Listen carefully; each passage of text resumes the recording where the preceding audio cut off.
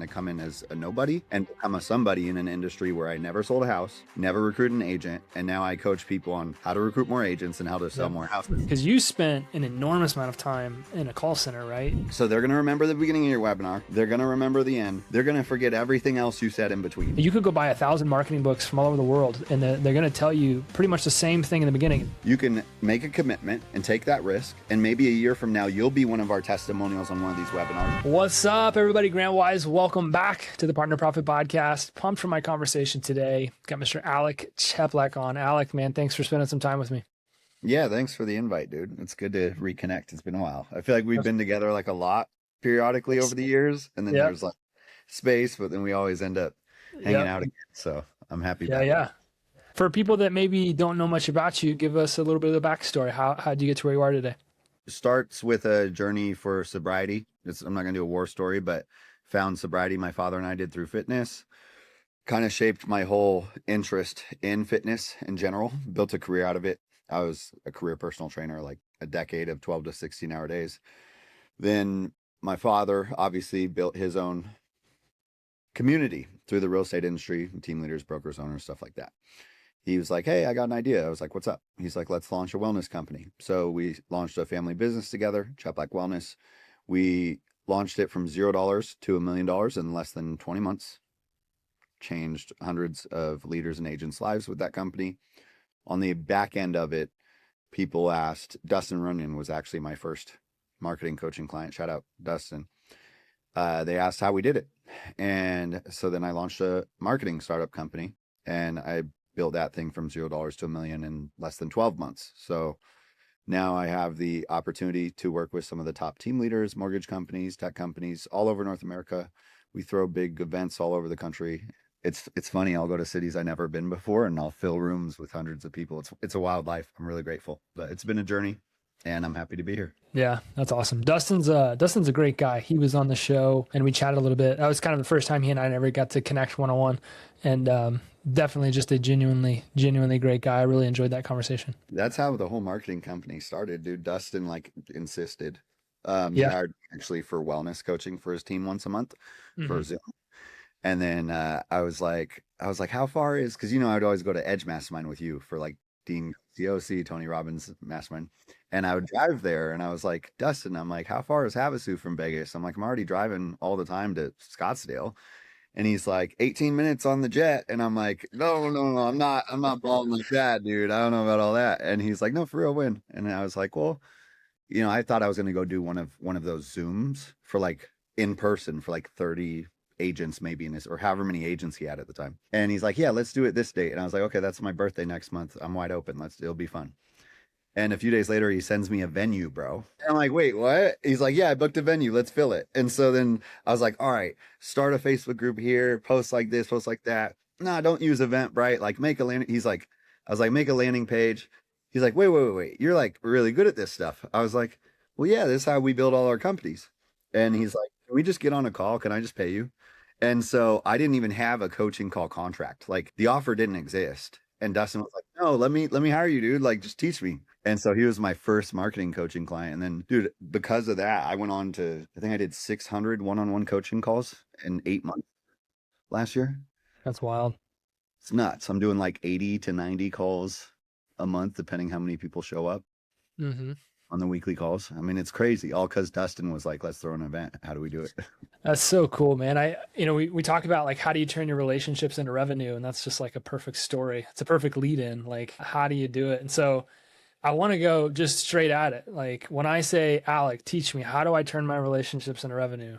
What do you got for me? Yeah, I think the first one is like who, right? Like there's no relationship if you don't have the who. And so we got to find who's our person, right? So my father identified team leaders as his people, and he obviously built a lot of goodwill with team leaders all over the industry for decades before I ever showed up. So the who was already pretty clear, but then I had to get in front of them and build relationships with them and get them in my audience. And so like, yeah, it's his audience, but I had to kind of come in as a nobody and become a somebody in an industry where I never sold a house, never recruited an agent, and now I coach people on how to recruit more agents and how to sell more houses. So I had to figure that out, and it's the who. And so sourcing a list, this is the first audit that I do if I can actually help someone if they want to hire me. where can we source a list of the person that you want to service or of the person that you want to give a product to? Like, where can you find it? So like with team leaders, they can find a list in the local MLS, all the licensed agents, or in the corded software, just whatever company you're in, where can you find a list of names? And then you manually get them on your friends list. So you either send them friend requests, or what I started doing, this is where like it really has been a big pivotal point for me. With Cheplak Wellness, it took me 18 months to get 600 leads. With the past year, let's say 16 months, I've gotten 3,900 more leads. And so it went from 18 months to get 600 leads to 15, 16 months roughly, I'd have to check, to get almost 4,000 leads. And so this lever that I'm about to share with you is actually how I sped that up. What is that? I'm averaging like now, I mean, my last 30 days in my CRM right now is like 432 new leads. I have my CRM pulled up, 432 new leads in the last 30 days. And so the way that I do this is instead of just manually sending friend requests, is you do associations with other people who have your audience, and then you host the landing page. And so what you do is you make a list of 10 people. Like, this is the fastest way there's no faster way to generate leads, in my opinion, besides buying leads. And I don't buy leads. And so the way I do it is I host a monthly webinar, or I throw these events, but then my team builds the landing page, and then I share a live Google Doc with whoever I'm hosting it with, so that I get all the leads and they get all the leads. And it either puts them on a stage, or it puts me on their stage, or I put them on my webinar, or they put me on their webinar. And then I have them share the link because it also benefits them. And then you trade leads with other people who have your leads. Yep. So like, that's the fastest lever to generate leads right now for me, is I just do a monthly webinar, and I either host, market at, or speak at in-person events all over the country. So it's webinars and in-person events where I build landing pages. And if I don't, I ask them for the lead list. And that's like the fastest way to generate leads. It's amazing too, because when you're, I always call them like email swaps or podcast swaps or whatever. We're always working together. You can do something and I'm going to do something, and we're going to get this value exchange that takes place. But I learned this really early on when I got into marketing. Like one of my first events, it was Digital Marketer in San Diego. It was this massive digital marketing summit. I can't remember if that was the name of it, but it was this monster event. It was one of the first things I was like, it's not enough for Grant to say Grant's cool. Alec has to say Grant's cool. And then when Alec says Grant's cool, you get this transference of trust. And that's all you need, really, to then go on and pull people through whatever your funnel might be to sell your products and services, get your podcast downloads, whatever your end objective is. Yeah. And so it sounds like that's kind of what you're doing. It's like you're just swapping or doing with in partnership with, and then you're getting people to say, hey, Alec's cool. You need to know Alec. And then that list just grows like in volumes. Yeah. And so it's literally what you're saying. And just, I had to get really specific with it. There's a couple different things that stood out to me based off what you said. Number one, it's not just people, right? It's not people saying Grant's cool or people saying Alec's cool. It's who is saying Alec's cool or who is saying Grant's cool. So like, you know what I mean? You could have 1,000 people who don't have your audience saying you're cool, but if you have one person who has your audience say you're cool, it's life-changing overnight. And like, that's the power of this. And so like, when I do my webinars, for example, my last 4 webinars, I did a webinar with Dustin Runyon, who doubled his team size and did a merger with a 400 transaction team. I did one with Tyler Blair, who recruits over 20 agents per month. I did one with Grant Johnson, who's up 80 net agents in a year, and he's expanding in another market now. My next one's with Brandon Brittingham next Saturday, and he's like the top who's who of investing in real estate. Then I'm not going to say the next name, but you get the point. So this is what it is. There's 2 routes. Make a list of 10 people who you want their audience. Make a list of 10 people who you want their audience, and then either you host the event or the webinar and get them on your stage or webinar, or find a way to get on theirs. Like, that's in a nutshell. It sounds like I'm kind of like identifying a theme, but I want to dumb it down for people. How do you pick who you're going to go do business with? So my target is like top team leaders all across North America. I also work with some top mortgage companies, also work with some top tech companies. But my avatar, obviously it's been my dad's avatar for years, is the top team leaders who want to grow their business. So they want to generate leads, recruit more agents, sell more houses without basically reducing their profit margin, right? And so we help them generate leads and do these things without increasing spend. For example, like Tyler Blair, I think we reduced his monthly expenses by 24 grand a month when we started working together. But his team kept growing. You see what I'm saying? Yep. So when I'm thinking, who do I pick? I pick the ones who my target avatar, who team leaders look up to. So like, who are the who's who of the team leaders? Who are the most influential of the team leaders? Who already has my leads? That's who you want to pick. Yeah. Once you do a webinar, what are you doing on the webinar? What are you doing when you're speaking? I don't imagine that you're pitching a bunch of stuff. I would imagine it's more educational, but you tell me, what are you doing on the webinar? I've done webinars that were straight up like pitching a product or service. I've done ones that I really like is on webinars. I like selling tickets to in-person events on them. Because I'm like, if I get them in the room, like it's already closed. Like I'm not selling them on the product or service. I'm just saying, come hang out with us. You know what I mean? Like I love selling tickets on webinars. Actually, that's one of my favorite things to do. Or just doing ones where I'm not selling anything and just giving a free download. So like any of it that's the cool part. As long as we're not breaking the law and we're not hurting people, there's no rules. And so like it's just fun. And most of the sales don't happen on the webinar anyways. They happen on the marketing leading to the webinar and the marketing after the webinar. That's where people miss them. 100%. 100%. You know what I mean? But my format, I'll give you my format. I do a monthly webinar. I start with an intro and I start with an introduction, welcome, like highlighting my guest speaker, highlighting the audience, making it about everyone and not about me. And then right before we get into it, I pull out my phone and I say, let's all take a selfie. This is a gem if you want more leads. Now, not only do I have my co-host who has my audience, but I have their audience who also has my audience. And I have everyone take a selfie like this together and smile and like point at the screen with the title of the webinar on it before we start. And then I tell them what copy to write. And I say, let's post that right now. And I say, we're live now, title of webinar, link in comments, comment the link below. And now I have 100, 200 people sharing it. They're generating leads for me while I'm live, dude. Yeah. Yeah. So that's like the first thing I do. That's funny. I'm not to cut you off, but I've been on social media when people are at your events. I think it was you and your dad's last event in Vegas, the marketing mastermind. And I saw all of our friends like start posting stuff on social, and it was the same thing from all of them. I was like, all right, they're getting some instruction over there. I wrote the copy, bro. Yes. So in the private group, I wrote the copy and I at everyone in the comments. I said, post this. And then they all got a bunch of leads. And I said, take your notes from my event, put it in a lead magnet, capture leads, use it for your benefit. You see what I'm saying? Yeah. So that's the first thing, the intro, the selfie, everyone post it. Now I'll get another like 200 leads that day. You know what I mean? Yeah. It's wild. And so then right after that, I'll go, here's my big promise. It's funny. This is like going to be a whole webinar thing. Here's my big promise. So you do this big old grandiose vision and you say, look, I have 14 years experience. And then I ask my co-hosts, I play dumb, how many years have you been in this? And they say 25 years. And I say, okay, so I don't know if we can put 39 years of combined experience in 1 hour, but by the slim chance that we can, maybe consider working with us and actually purchasing what we offer you at the end. And I say, hey, look, if we can't pull off this promise, I don't know if we can in 1 hour, then don't buy anything from us ever. And so I give them the pitch at the beginning instead of surprising them at the end. And it's under a very specific conditional circumstance where only under this specific circumstance should you buy. And if I can't deliver that environment and circumstance for you, don't buy. And so it's like the guard is gone. It's completely down. It's completely chill.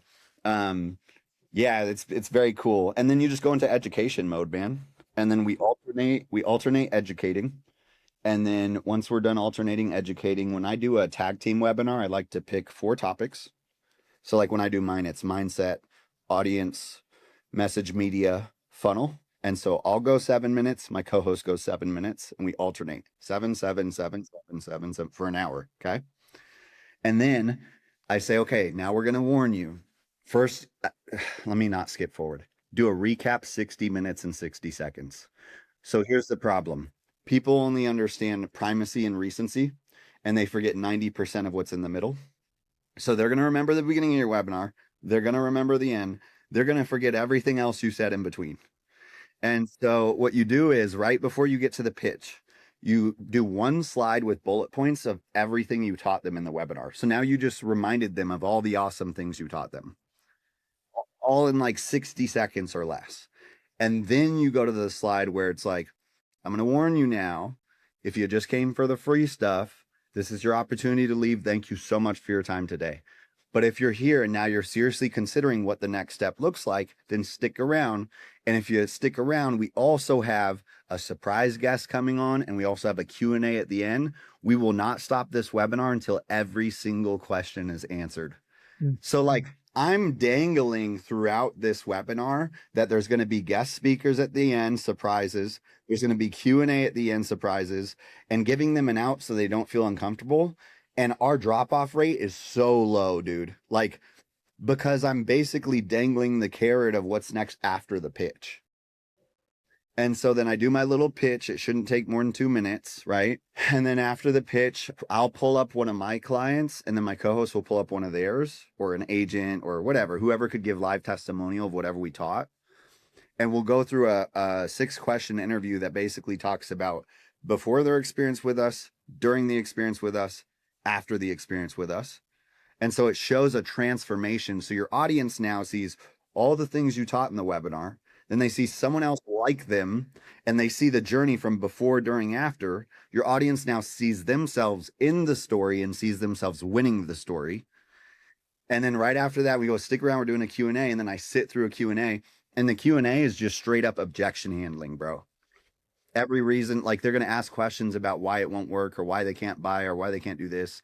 Like, one of my webinars, I went for 2 hours and 45 minutes, and the webinar was done at like 60, bro. And there were still people with us 3 hours later.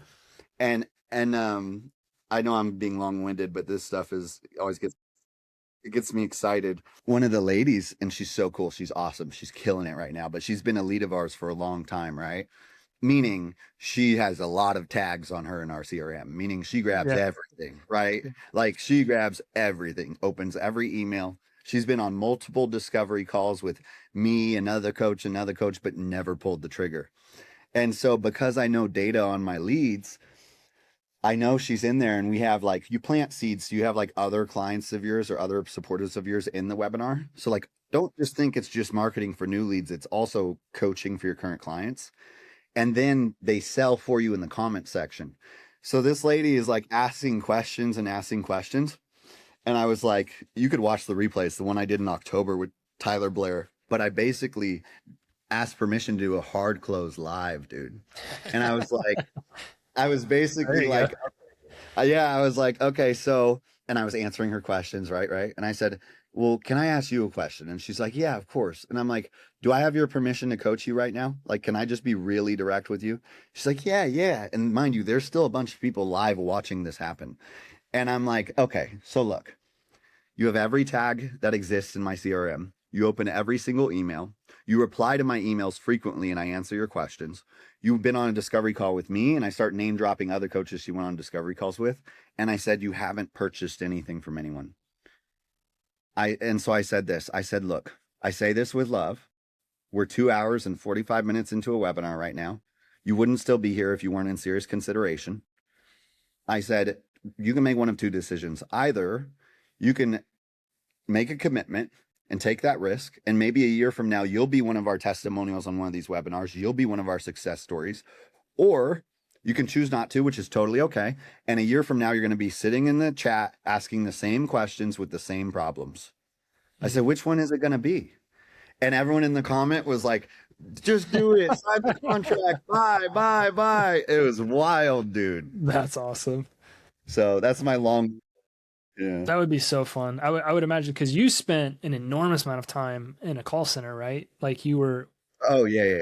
Weren't you selling timeshares? I sold timeshare at the corporate office of Wyndham, bro. So like it was smile and dial. You put on your headset, you walk and talk. I mean, I still have recorded sales calls on my phone from years ago. Yeah, we were in a boiler room, dude. I can imagine that part of you. Like, what do you like? Obviously, you know, somebody that goes one-to-one at scale, but then you start really pushing hard one-to-many. Like, what have you noticed are the differences in those two like strategies? Because it's not always really easy to have a relationship one-to-many. Like, it's not something that everybody gets. It's not something that everybody does a really good job of. A lot of people can have relationships one-to-one, but when they transition one-to-many, like what do you think are the differences? Yeah, I think the difference is how you frame it mentally. I think that's people's mistake. So like Kanye West, whether you like him or not, he's one of the greatest marketers of our time, Yeah, period. 100%. Regardless of how controversial he yeah, is. without question. It's undebatable, right? That he is. And in his song Can't Tell Me Nothing, he says, I'm on TV talking like it's just you and me. Mm.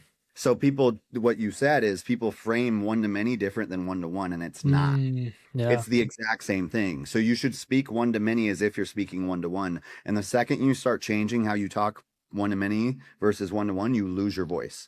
And that's why people can't sell one-to-many. So like, I'll give you a very specific example. I spoke in Sarasota at an event that I helped market for some clients that they threw, and we filled it out. Like, first event ever, Westin Sarasota ballroom, jam packed, just very high class. They hit a home run. I'm lucky that they trusted me to coach them through it. But I was one of the speakers. I'm jumping down off the stage, going into the crowd, taking a knee, sitting face to face and coaching someone this close in front of a whole room of 300 people like no one else is there. That's the problem, is people treat it differently. They're on the stage talking out and about. I'll be in front of 200 people and talk like it's just you and me, just on a microphone so everyone can hear it. Very good points. Yeah. Very good points. Yeah, 100%. It's something that, I think that, like, you're right. People take one-to-one and then they go one-to-many and they're like, oh, I got to be different. But when you get around a lot of marketing coaches, it's like, no, you have to talk to Sandra. Like, just talk to the person in front of you. And if you can treat your copy and your emails and those things, you could go buy 1,000 marketing books from all over the world, and they're going to tell you pretty much the same thing in the beginning: is know who you are marketing to.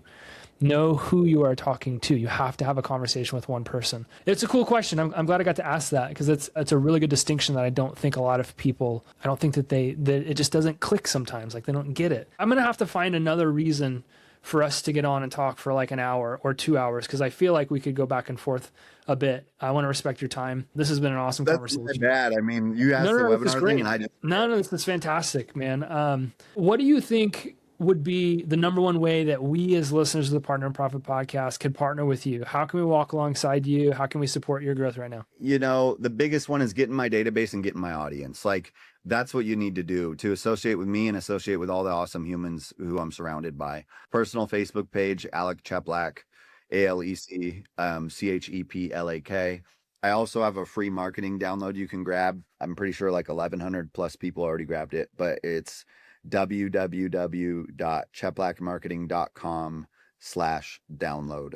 So that's it. Just get on Facebook, opt in for the download. You'll start receiving emails. And I think more than anything, just be curious, observe, and don't just look at it through the lens of like, oh, what's he saying to me? No. Look at what I'm doing, how I'm doing it, when I'm doing it, and why I'm doing it. Just be a little more curious than the surface level, and I think you might have some breakthroughs.